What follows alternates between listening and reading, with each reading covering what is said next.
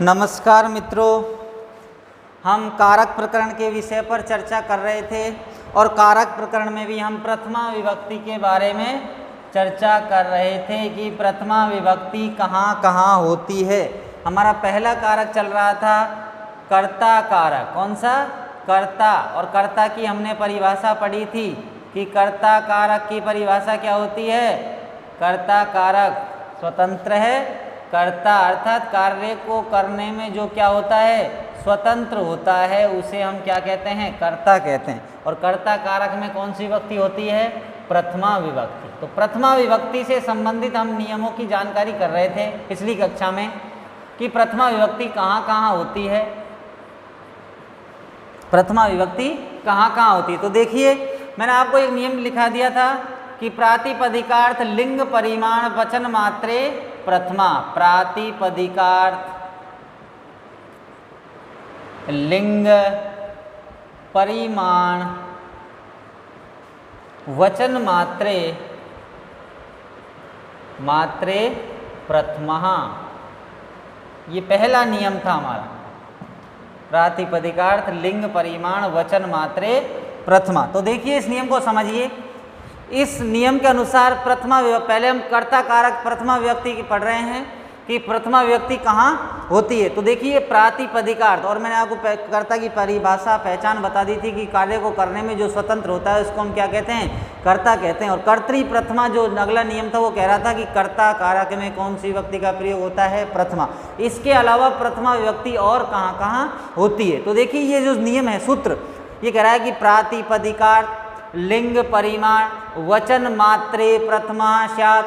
अर्थात प्रातिपदिकार्थ में या प्रातिपदिकार्थ बताने में, लिंग बताने में, परिमाण बताने में और वचन बताने में किसी भी वस्तु का या किसी भी शब्द का लिंग, परिमाण, वचन या प्रातिपदिक अर्थ बताने में प्रथमा विभक्ति का प्रयोग किया जाता है। कौन सी विभक्ति का प्रयोग किया जाता है? प्रथमा विभक्ति का प्रयोग किया जाता है। इस मात्रे का अर्थ होता है बताने में। मात्रे का अर्थ मैंने आपको उस दिन भी लिखा था, क्या होता है? बताने में। बताने में प्रथमा विभक्ति का प्रयोग होता है। क्या क्या बताने में? प्रातिपदिकार्थ बताने में, लिंग बताने में, परिमाण बताने में और वचन बताने में कौन सी विभक्ति का प्रयोग होता है? प्रथमा विभक्ति का प्रयोग होता है। अब देखिए, हम इनके एक एक के उदाहरण के बारे में पढ़ेंगे। तो सबसे पहले जैसा है, कौन सा है सूत्र में? प्रातिपदिकार्थ। प्रातिपदिकार्थ क्या है? प्रातिपदिकार्थ में कहाँ कैसे होती है प्रथमा?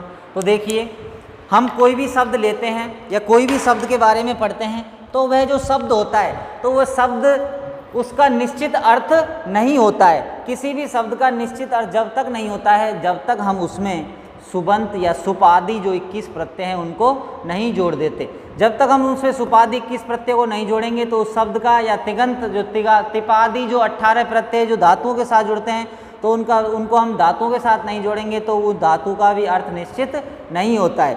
और शब्द का जो प्रातिपदिकार्थ यानी कि निश्चित अर्थ, प्रातिपदिकार्थ का मतलब क्या होता है? निश्चित अर्थ बताने के लिए उस शब्द में हमको या शब्द या धातु में हमको सुपादि 21 प्रत्यय और तिपादि 18 प्रत्यय जोड़ने होते हैं। सुपादि जो शब्दों के साथ जुड़ते हैं 21 प्रत्यय होते हैं।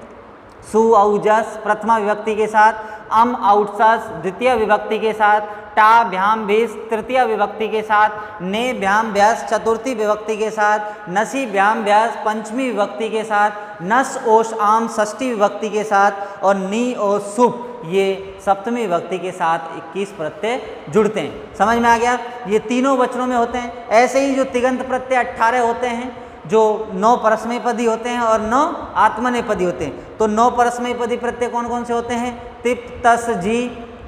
प्रथम पुरुष तीनों वचनों के हो गए, तिप, तस और जी। मध्यम पुरुष में सिप, थस, थ और उत्तम पुरुष में मिप, वस, मस। तो देखिए, इनको लिख लेते हैं हम एक बार। तिपादि 18, तिपादि 18 प्रत्यय, जिनमें से 9 तो क्या है? परस्मैपदी है। कौन से हैं? परस्मैपदी, अर्थात जो परस्मैपदी धातुओं के साथ जुड़ते हैं। तो कौन कौन से हैं? तो देखिए, प्रथम पुरुष एक वचन, द्विवचन और बहुवचन। तो प्रथम पुरुष में कौन कौन से आएंगे? तिप, तस और झी। मध्यम पुरुष में आएंगे सिप, थस, थ, और उत्तम पुरुष में आएंगे मिप, वस और मस। मिप, वस और मस। ऐसे ही 9 कैसे हैं? आत्मनेपदी, क्योंकि सुबह तिगंत प्रत्यय कितने होते हैं? 18। तो ये 9 क्या है? आत्मनेपदी है। जो आत्मनेपदी धातुओं के साथ जुड़ते हैं तो वो कौन कौन से हैं? तो प्रथम पुरुष में आएगा तय, आताम और झय। मध्यम पुरुष में थाश, आथाम और ध्वम। और उत्तम पुरुष में इड, वही और महिंग।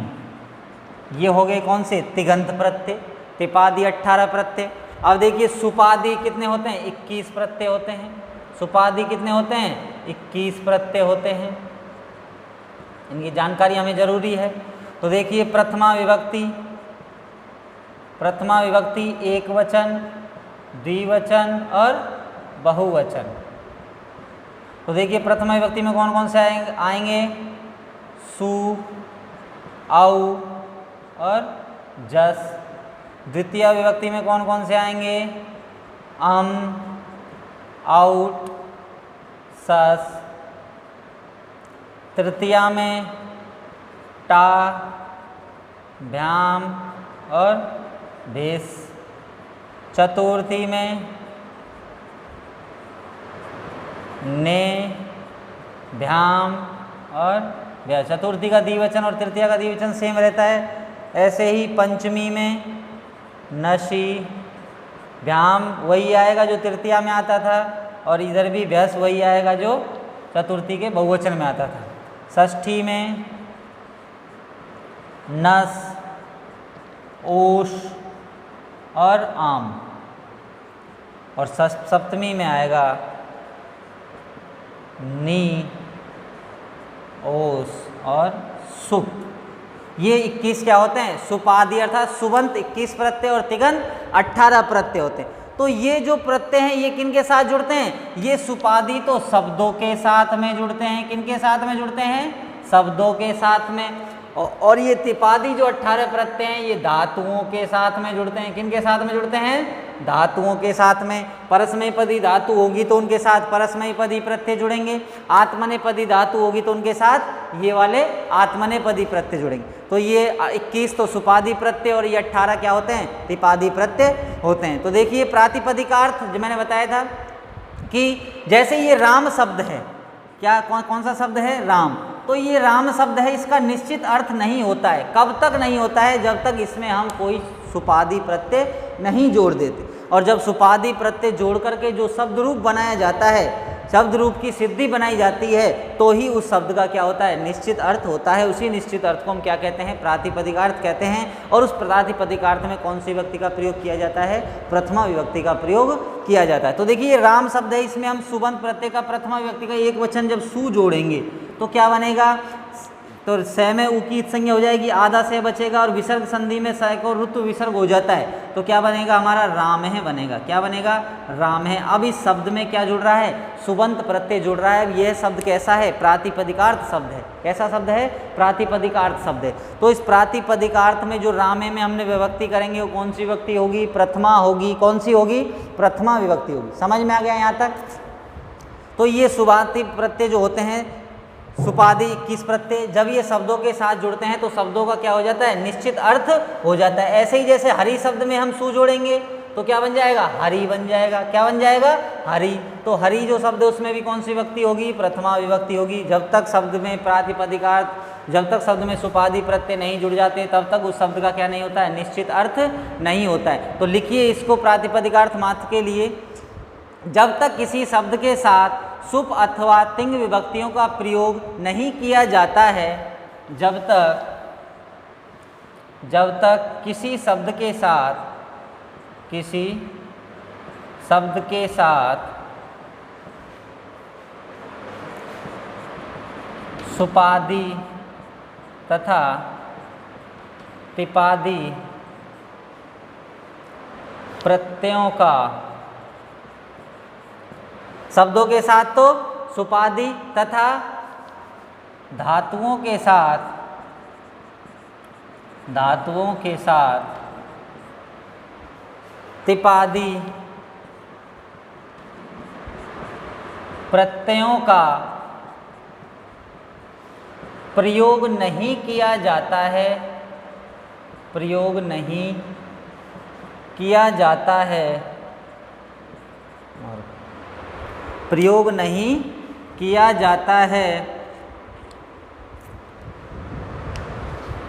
प्रयोग नहीं किया जाता है,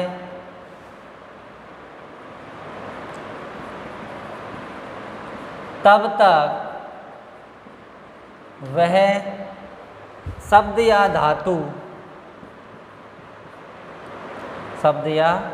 धातु पद नहीं मानी जाती है, पद नहीं मानी जाती है, पद नहीं मानी जाती है। और जब शब्द या धातु के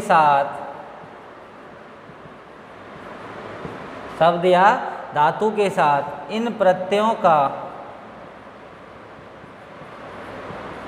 प्रयोग करते हैं, प्रयोग कर देते हैं,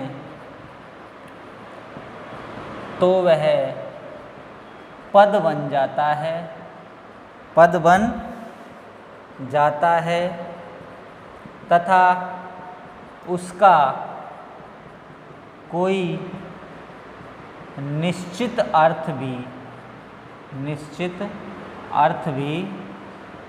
निकलता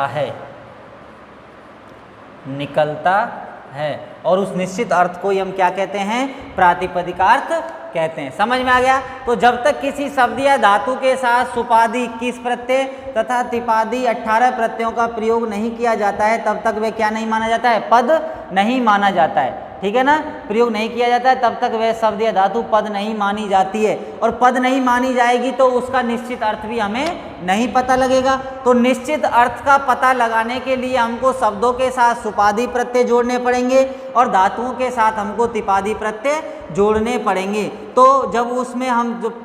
जब हम शब्दों के साथ में क्या कर देते हैं, जब सुपादी और तिपादी प्रत्ययों को जोड़ देते हैं, तो अब वो शब्द हैं जो हमें क्या कराते हैं? निश्चित अर्थ का बोध करा देते हैं। और जब निश्चित अर्थ का बोध करा देते हैं तो उस अर्थ को हम क्या कहते हैं? प्रातिपदिकार्थ कहते हैं। और प्रातिपदिकार्थ में कौन सी विभक्ति का प्रयोग किया जाता है? प्रथमा विभक्ति का प्रयोग किया जाता है। जैसे करके उदाहरण लिख लीजिए आप, जैसे राम है, रमा, बालक है, वानर है, उच्चई इत्यादि। तो ये कौन से किसके उदाहरण हुए? प्रातिपदिकार्थ के उदाहरण हुए। किसके उदाहरण हुए? प्रातिपदिकार्थ के। समझ में आ गया? तो ये प्रातिपदिकार्थ है, अर्थात ये जो शब्द है ये संज्ञा या सर्वनाम शब्द है। समझ में आ गया ना? संज्ञा या क्या है? सर्वनाम शब्द है। तो ये प्रातिपदिकार्थ बताने में कौन सी विभक्ति का प्रयोग किया जाता है? प्रथमा विभक्ति का प्रयोग किया जाता है। समझ में आ गया? उसके बाद अगला देखिए, प्रातिपदिकार्थ के बाद क्या है? लिंग मात्र की अधिकता के लिए या लिंग बताने के लिए दूसरी बात आती है। लिंग बताने के लिए ये सूत्र थोड़ा बड़ा है, इसमें जो 4 हैं उनको 4 पद दे रखे हैं, उनको हम अलग अलग करके लिखेंगे। तो प्रातिपदिकार्थ बताने के लिए वो आपको उदाहरण लिखा है। दूसरा क्या है? लिंग मात्र की अधिकता बताने के लिए, लिंग मात्र की अधिकता बताने के लिए या लिंग मात्र को बताने के लिए कौन सी विभक्ति का प्रयोग किया जाता है? प्रथमा विभक्ति का। प्रथमा विभक्ति पढ़ रहे हैं हम, कौन सी विभक्ति पढ़ रहे हैं? प्रथमा। तो लिंग मात्र की अधिकता बताने के लिए भी कौन सी किसका प्रयोग करते हैं हम? प्रथमा विभक्ति का प्रयोग करते हैं। तो लिखिए इसमें भी, सही लिंग का निर्धारण करने के लिए या सही लिंग का निर्धारण करने के लिए प्रथमा विभक्ति का प्रयोग किया जाता है। प्रथमा विभक्ति का प्रयोग किया जाता है। सही लिंग का निर्धारण करने के लिए कौन सी विभक्ति का प्रयोग किया जाता है? प्रथमा विभक्ति का प्रयोग किया जाता है। कौन सी विभक्ति का प्रयोग किया जाता है? प्रथमा विभक्ति का प्रयोग किया जाता है। सही लिंग अर्थात शब्द का यदि हमें सही लिंग का निर्धारण करना है तो उस शब्द में कौन सी विभक्ति का प्रयोग करेंगे? हम प्रथमा विभक्ति का प्रयोग करेंगे। जैसे देखिए उदाहरण, जैसे तटः, तटिही और तटम। तटः, तटी और तटम। अब इधर देखिए जो तटः शब्द है ये कौन सा है? पुल्लिंग का है। कौन सा है? पुल्लिंग का है। तटी कौन सा है? स्त्रीलिंग का है। कौन से लिंग का है? स्त्रीलिंग का। और ये तटम कौन से लिंग का है? नपुंसक लिंग का है। तो ये तटः में कौन सी विभक्ति है? प्रथमा। तटी में भी कौन सी विभक्ति है? प्रथमा। और तटम में भी कौन सी विभक्ति है? प्रथमा। समझ में आ गया? अब ऐसे ही देखिए कृष्ण है। अगला और उदाहरण देखिए, कृष्ण है। कृष्ण में कौन सा लिंग है? पुल्लिंग है, प्रथमा विभक्ति है। उसके बाद कृष्णा। कृष्णा में कौन सा लिंग है? स्त्रीलिंग है, प्रथमा विभक्ति है, जैसे रमा। ऐसे ही कृष्ण है जैसे राम है। उसके बाद तटम, अर्थात तटम में कौन सी है? नपुंसक लिंग। तो कृष्ण का जो नपुंसक लिंग वो क्या होगा? कृष्णम। क्या होगा? कृष्णम। तो कृष्णम में कौन सा लिंग है? नपुंसक लिंग। तो लिंग का निर्धारण करना है कि शब्द में कौन सा लिंग है, तो उस लिंग के निर्धारण करने के लिए भी कौन सी विभक्ति का प्रयोग किया जाता है? प्रथमा विभक्ति का प्रयोग किया जाता है। अगला लिखिए, परिमाण मात्र के लिए, अर्थात किसी भी वस्तु का परिमाण या परिमाप बताने के लिए तो क्या कौन सी विभक्ति का प्रयोग करते हैं? हम प्रथमा विभक्ति का प्रयोग करते हैं। तो दो हो गए, प्रातिपदिकार्थ हो गया, लिंग हो गया। अब सूत्र में अगला पद कौन सा है? परिमाण। तो अगला लिखिए, परिमाण बताने के लिए, परिमाण स, परिमाण बताने में, परिमाण बताने में भी क्या होगा? तो लिखिए प्रथमा विभक्ति होती है तो किसी भी वस्तु की, किसी भी वस्तु की मात्रा को, मात्रा या परिमाण, परिमाण को प्रकट करने के लिए, प्रकट करने के लिए उसमें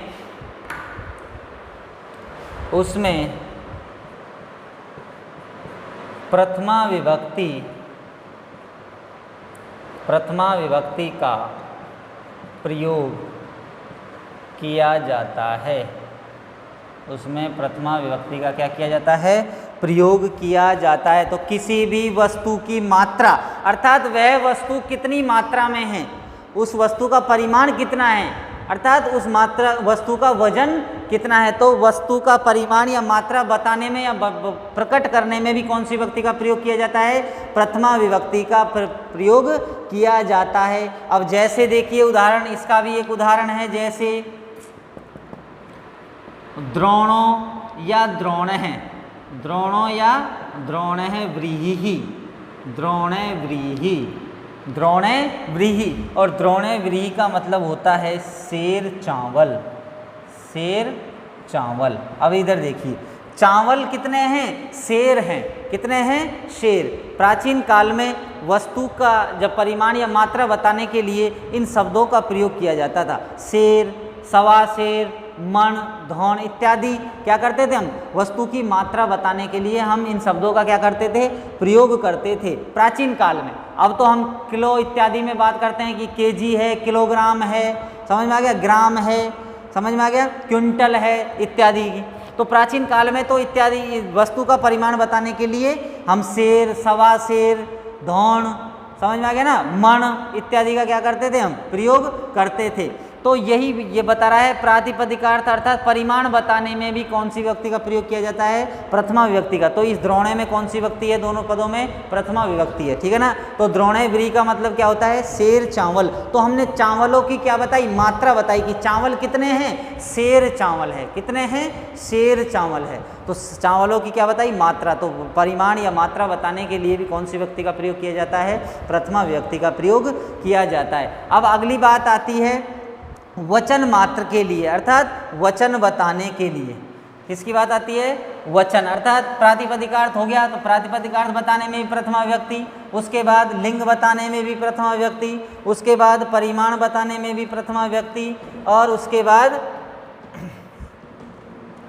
परिमाण बताने में भी कौन सी विभक्ति का प्रयोग होता है? प्रथमा का होता है, तथा लिंग वचन बताने में भी प्रथमा विभक्ति का प्रयोग किया जाता है।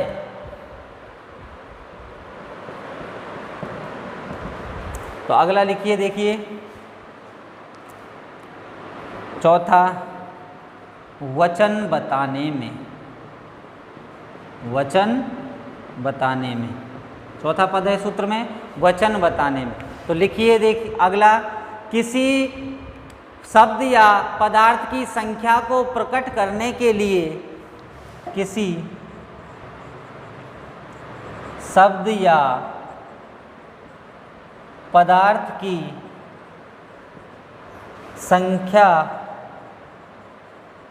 या वचन को प्रकट करने के लिए, प्रकट करने के लिए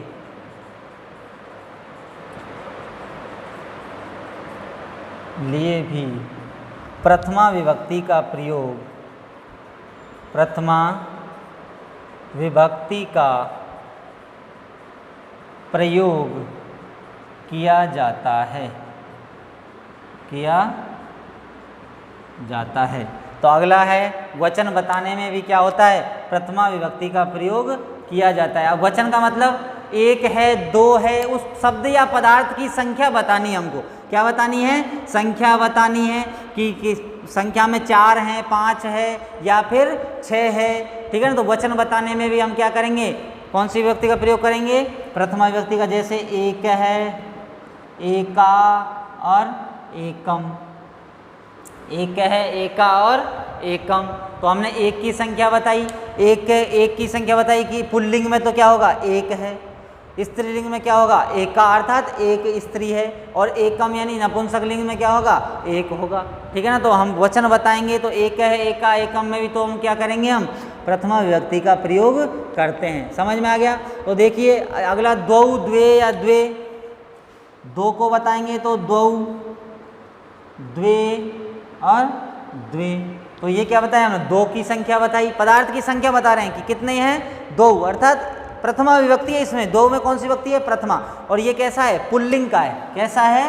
पुल्लिंग का है। और ये कैसा है? स्त्रीलिंग का है। और ये क्या है? नपुंसक लिंग का। क्या है?